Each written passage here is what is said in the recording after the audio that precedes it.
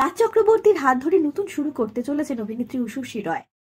আপনাদের সবাইকে স্বাগত সিনে গসিপে।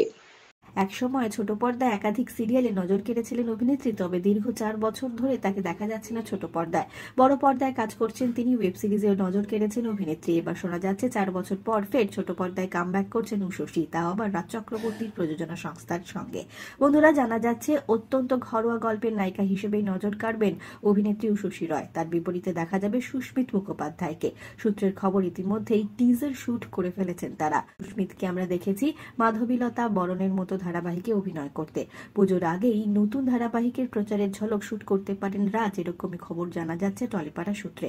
তবে এখন বিষয় হলো, উষসীর জনপ্রিয়তার কাছে সুস্মিতের জনপ্রিয়তা খুবই কম। তাহলে কি নতুন নায়কের সঙ্গে কাজ করতে স্বাচ্ছন্দ্য বোধ করবেন অভিনেত্রী? তবে অভিনেত্রী উষসী রয় আগে একটি জনপ্রিয় সংবাদ মাধ্যমের সাক্ষাৎকারে জানিয়েছিলেন, আমার বড় হয়ে ওঠার পরিবেশটা আলাদা। বাবা ও বিনোদন দুনিয়ার মানুষ, তাই ছোট থেকে মা বাবা শিখিয়েছেন প্রত্যেক পেশা জগতে নতুন থাকে, কাজ করতে করতে প্রতিষ্ঠা পান। আমার ক্ষেত্রেও সেটাই হয়েছে। সেই সময় নতুন বলে প্রত্যেকে মুখ ফিরিয়ে নিলে যেটুকু পরিচিতি পেয়েছি সেটুকুও কি পেতাম? অভিনেত্রী উষসীর নতুন নায়কের সঙ্গে কাজ করতে যে কোনো অসুবিধা হবে না বোঝাই যাচ্ছে।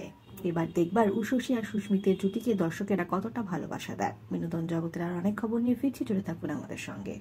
আমরা হলাম সিনে গসিপ। জুড়ে থাকুন আমাদের সঙ্গে, সাবস্ক্রাইব করুন আমাদের এই ইউটিউব চ্যানেলটি।